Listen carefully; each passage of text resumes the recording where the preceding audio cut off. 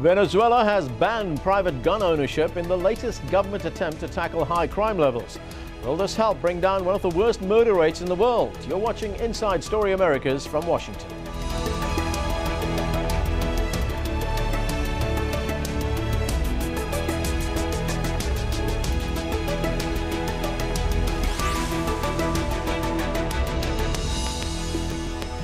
Hello, I'm Anand Naidu. With more than 19,000 murders last year, Venezuela is considered one of the most dangerous places in the world. That's according to information from police and civil society organizations.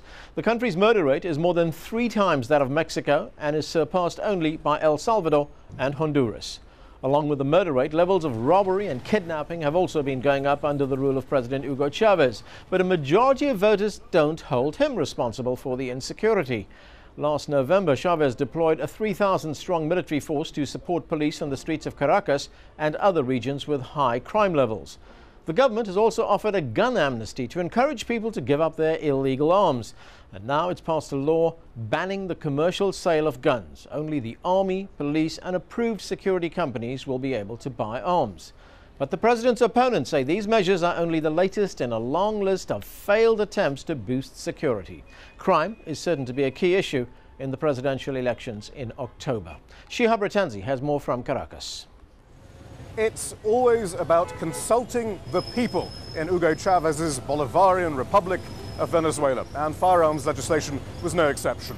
The Ministry of Justice says 20,000 people took part in the consultative process, with almost 85% agreeing with the new policy. But crime has long been a problem here in Venezuela.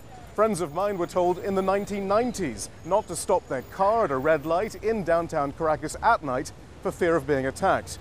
It is true, though, that most people one speaks to these days does have some sort of horrible story about robbery or kidnapping to tell you. So is this a party political issue, though? Well, Hugo Chavez's opponent in October doesn't have the greatest record on crime either. He's the governor of one of the most violent states in Venezuela. So, as is often the case, what we're likely to get is those who support Hugo Chavez praising him for boldly tackling an issue of major importance, those who don't support him muttering darkly about his motivations. So, what's behind the high crime rate in Venezuela, and is the government doing enough to cut down on murders and kidnappings? We're joined now by Roberto Briceno-Leon, a sociologist and criminologist who's director of the Venezuelan Violence Observatory, and by Eric Farnsworth. He's the vice president of the Council of the Americas. From New York, we have Eva Golinger, the author of the Chavez Code, Cracking U.S. Intervention in Venezuela. Thanks to all of you for joining us. Eric, let me start with you. What is driving the crime wave in Venezuela? Is it poverty, lack of jobs, street crime, organized crime, or all of the above? I think it's probably all of the above. I think that there is certainly a narcotics culture that's been developing in the country for some time, and some of the illegal drug activities does tend to drive crime. There is a poverty element that has clearly been an issue in Venezuela since long before President Chavez came into office, but certainly continues to this day. And there are issues in terms of an over-politicization of some of the security forces that make the job of actually on-the-beat policing more difficult to do. I think it's a combination of things. It's going to take a lot of work to get a real handle on going forward. Okay, let's go to Eva in New York. Eva, where do you see the problems coming from? Well, again, these are very long-term problems that have existed in Venezuela for decades. I remember in the 1990s going to Caracas and, again, hearing, people warning you, don't go out at night, don't go to this park, don't go to this area, you're going to get killed, you're going to get robbed. I mean, so this has been the mentality also and the perception of Venezuelans about particularly Caracas, the capital. I think the biggest root cause of the situation of violence and crime in Venezuela, of course, are the vast inequalities that have existed in the country also for a long time that are being directly addressed by the Chavez administration. But again, there are other factors such as corruption in the security forces. That's another area that is being directly tackled by the Chavez administration by revamping entirely the police forces to root out that corruption. And at the same time, I mean, the drug trafficking coming in from Colombia, I mean, all of these different factors have been affecting this level of crime in Venezuela over the past decades. Roberto, we heard the corruption and inequality driving the violence in Venezuela. Do you agree? Not completely. because at the same time that people say there is a quantity, the government is saying that the inequality in Venezuela has been decreasing in the last 10 years. But if the inequality has decreased in the last 10 years, why the homicides and the criminal violence has increased during the same period? Corruption is a big problem in Venezuela, but my impression is that the explanation is in the institutional destruction of the country that had been provoked by the government, by the decision of the government, by the decision of doing nothing, of not to enforce law, and that makes a difference. I agree with Eva that in the night there was a problem, but it's not the same to have 4,000 homicides in a year to have 19,000. Of course, there was a problem, but the magnitude of the problem was very big, and that increased with the Chavez government, and was very surprising because since the first years in office, there had been an increase. And our hypothesis is that that is provoked by, that is created, that takeoff of the homicide is created by the institutional destruction, by the praise of violence that the government has been doing during all these years.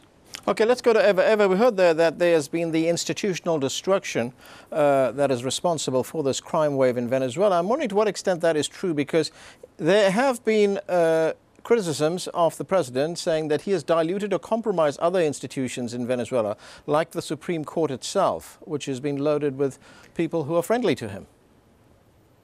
Well, I mean, in the case of Venezuela, if you want to get into the separation of powers and who names the justices to the Supreme Court, it's the National Assembly with intervention from the people of Venezuela. It's not the president like it is in the case of the United States. And I mean, really, in most countries, during the cycles of government, you're always going to have members of different institutions who are more partisan to other of the branches of government, you know, and that's I think something that happens across the board in countries around the world. I think it's an outrageous statement to say that the Chavez government has done nothing to combat crime, which is what the Briceno-Leon was just saying, and to say that his government is the cause of the situation, has provoked it, because this is a government that's not just looking at a way to address the issue of crime in a superficial method, but rather looking at the root cause and how can they get really to the root of the issue in order to, you know, create a long-term solution to this problem, addressing the inequalities, the imbalances in the country, figuring out ways to ensure that people have access to education, to jobs, to healthcare, you know, to increase their standards of living, not just invoking the repressive hand in order to do away with the state of crime and violence in the country, but looking at how, in the long term, this situation, which is a very worrying situation and cause of concern to all Venezuelans, and this is probably the first government that has looked at it in a very integral, wholesome way to see how can we address not just, you know, rooting out corruption in our police forces, creating new police forces, reforming our prison system, you know, and doing away with crime and violence in the country, but also looking at the inequalities and how those can be directly addressed. Okay. Eric, you mentioned earlier on the politicization of security agencies in Venezuela. Now, the government did announce two initiatives in April, actually, the formation of a new security agency, which would include both private and state security personnel, and a national security center that will collect and publish crime data and research and bulletins and stuff like that. And I'm wondering to what extent have political divisions in Venezuela fueled this crime wave? Well, it's hard to link them directly, but I think if you're a policeman and you're more concerned about the politics of the office that you hold, it's tough then to actually do your job as a policeman on the street. I think, you know, it's interesting. One has to take a look at this idea of inequality. Inequality is a huge issue in Venezuela. It remains to this day. But if inequality is the issue behind crime, you have to ask the question, well, crime has increased dramatically. Does that mean inequality in Venezuela has also increased dramatically?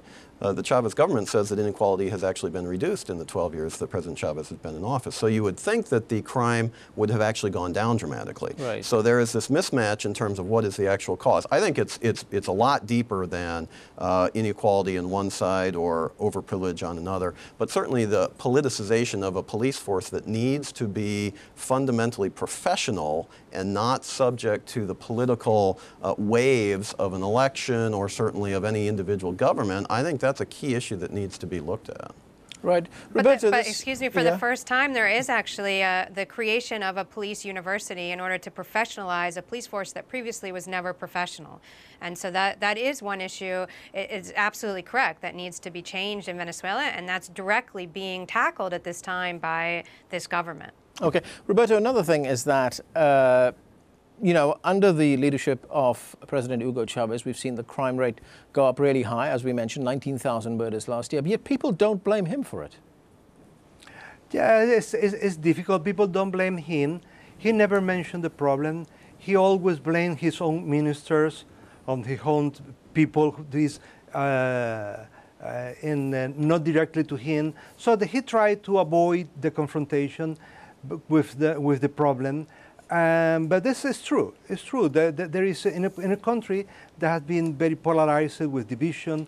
The division of the problem is more politically, and that makes a big challenge for the election, because it's a big issue, and the government since 2-3 years ago realized that this is a political problem. But before that, the president and the government thought that there is not a big problem, so there is a political problem with that. Or they also think that there is a part of the class struggle. And some people even now, they think that it's a problem of the class struggle, poor people against rich people in the country. So violence is not too bad. No? Right. And that created difficulties in the country. Okay.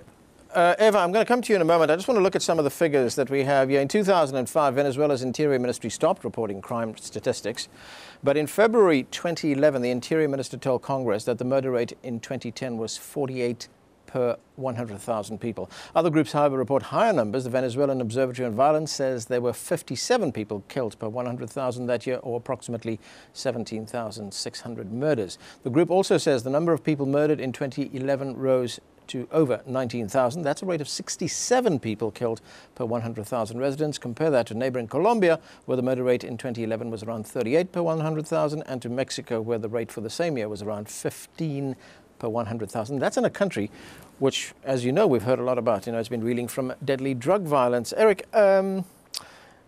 is this the sort of balloon effect that we're seeing here? You know, gangs getting squeezed in Colombia and Mexico, and we're seeing it sort of push out the other end in Venezuela. Yeah, I think that has a lot to do with it, to be honest. I think next door, Colombia has done a good job, a credible job of cracking down on drug-fueled violence, on the FARC guerrillas, the ELN guerrillas.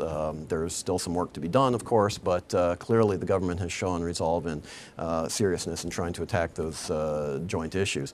What we've seen in terms of international criminal cartels, be they in the drug trade, be they in the people trafficking trade, whatever they're doing, they go to areas where they believe the environments are permissive. So in terms of the drug trade, oftentimes you see the patterns go through Central America to certain countries perhaps which are have law enforcement capabilities that are less than Colombia or the United States or other countries. We're seeing a lot of that traffic now move from Colombia and other countries in the Andean region to Venezuela, and from Venezuela to other countries. Now, I'm not saying that the Chavez government is facilitating that, but I am saying that we do have good, solid evidence that, in fact, some of the cartels are using Venezuela as a more permissive environment to then move the product from the Andean region into North America, and you're seeing that distribution network. Now, when that occurs, that type of activity breeds the type of violent crime that we're seeing exploding in Venezuela. And it also happens in Central America and the Caribbean as well. I mean, these are people who don't really care what government is in power.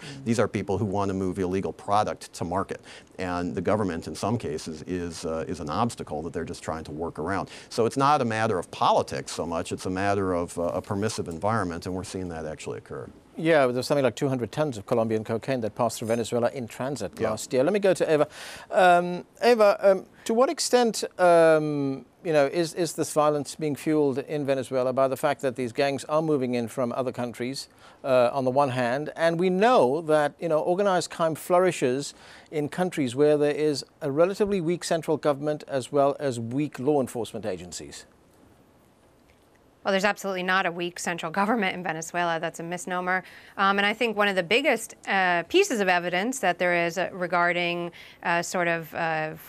flowing nature of these criminal gangs and drug traffickers coming in from Colombia and maybe from other countries, but I think mainly from Colombia, is the fact that the Venezuelan government has been cracking down severely on drug trafficking, and in fact, just this week, captured one of the most notorious and wanted drug traffickers during the past decade in Venezuela. And they've captured over 60 kingpins in just the past 5 years. They've been also confiscating, thousands and thousands of kilos of drugs coming in from Colombia. So to say that there's an environment that's permitting this, that somehow is a permissive environment, I think is inaccurate if we're talking about the central government.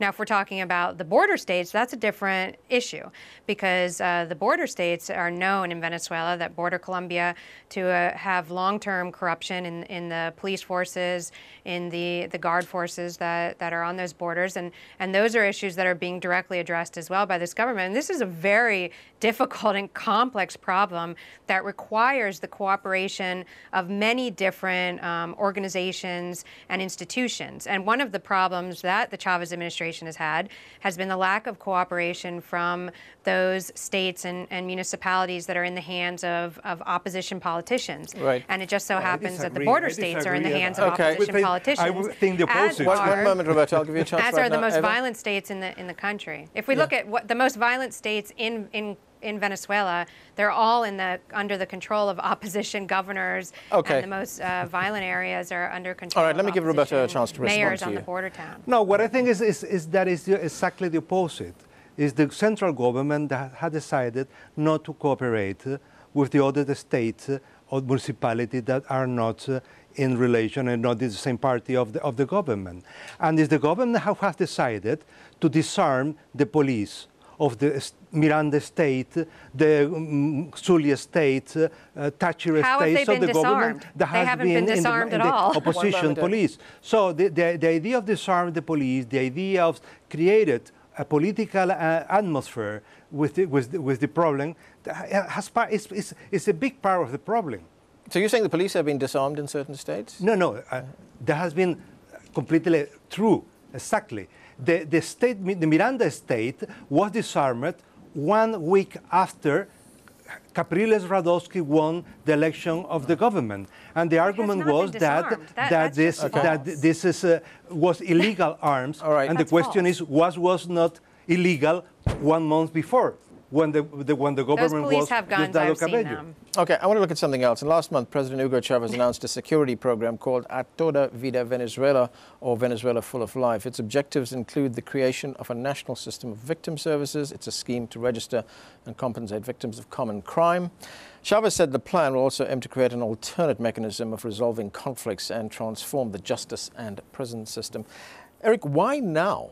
He's got an election coming up in 3 months. Well, you could speculate that there's a certain relation between the two. Yeah. A lot of the initiatives that you see coming out are, I think, efforts to address what is agreed as a real problem in Venezuela. And whoever's responsible, or whatever the issues are, there is a problem of crime in Venezuela, and it is a problem of violence as well. And so the government is taking some steps which they believe could help get some of this under control. But I think it's no coincidence that it's being done in advance of the elections, which are scheduled for early October.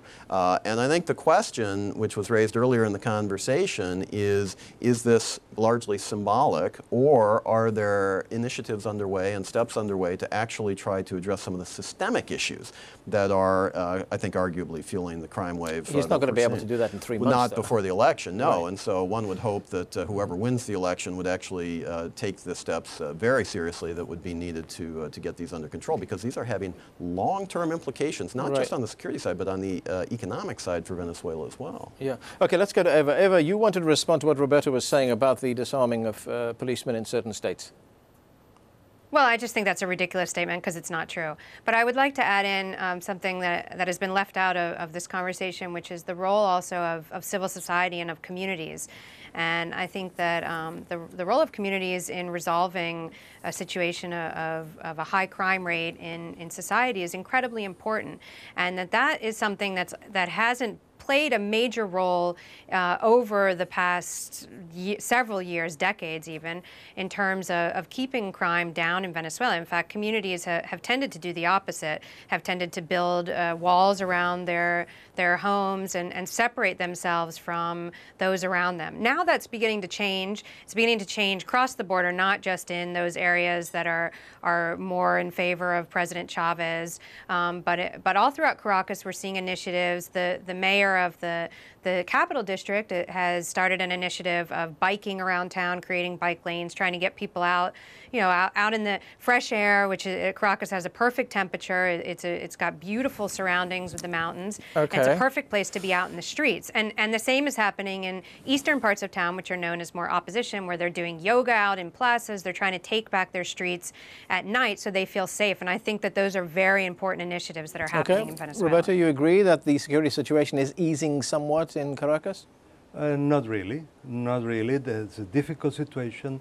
Our surveys that has been carried out for years, and this is the book that we published, the last surveys on that, shows that the Venezuelan population has an inhibition to go out, is fear of crime everywhere.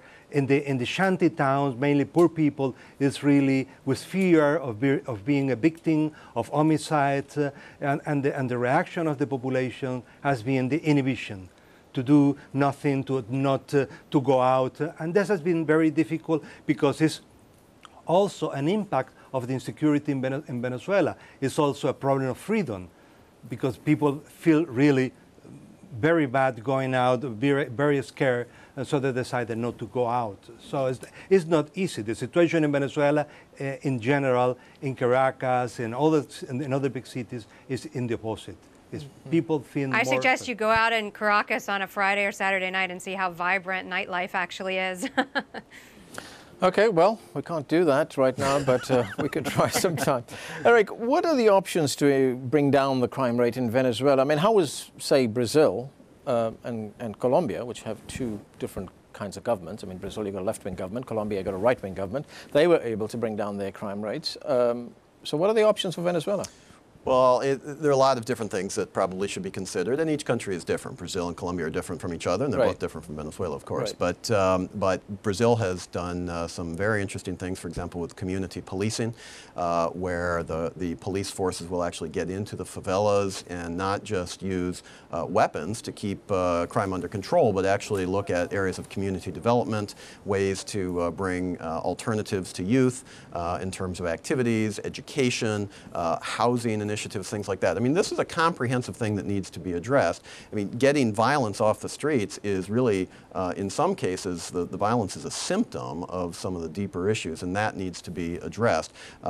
In the Colombian case, there's a strong political element behind a lot of the criminal activity in the past. For example, the FARC guerrillas were a politically motivated unit, so that had a different element as well. But let me talk a little bit, if I can, about some of the economic aspects of this, because this is something that's oftentimes overlooked. And what we're seeing, for example, whether Friday night in Caracas is vibrant or not, what we are seeing is that people are reducing their expenditures of things like restaurants or things like movie theaters or things like that. And what's happening is that the people who depend on customers are starting to have their economic livelihoods questioned a little bit. And the patterns of consumption are changing. So instead of going out on a Friday night and going to the movie theater, maybe you're looking at a movie on satellite TV at home or whatever, and you get the same product, but you don't go out and spend in the restaurant. You don't perhaps go out with friends for a drink afterwards. So you're seeing that change a little bit. And you're also seeing, in very relevant ways, the cost of additional security production being absorbed by the business community and the productive sector in Venezuela, whether it's domestic or foreign, so that the costs go dramatically up. So in order to protect yourself, you have to do things like lay on private security guards. Right. You have to do things like look at armored cars and bulletproof windows and things like this, which protect against kidnapping, protect against things that people are afraid of. That drives the costs up.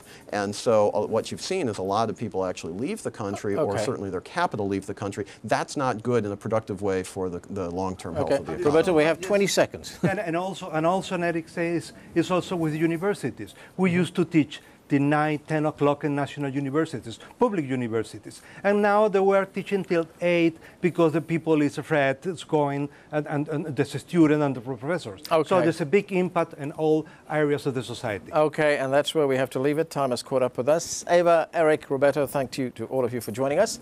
And that is it from the team here in Washington, D.C. for now. Don't forget to follow us on Twitter and Facebook, where you can find more information about the program. And of course, we want to hear from you. Tell us what stories you think we should be covering. Send your ideas directly to us at insidestory@aljazeera.net. Thanks for watching.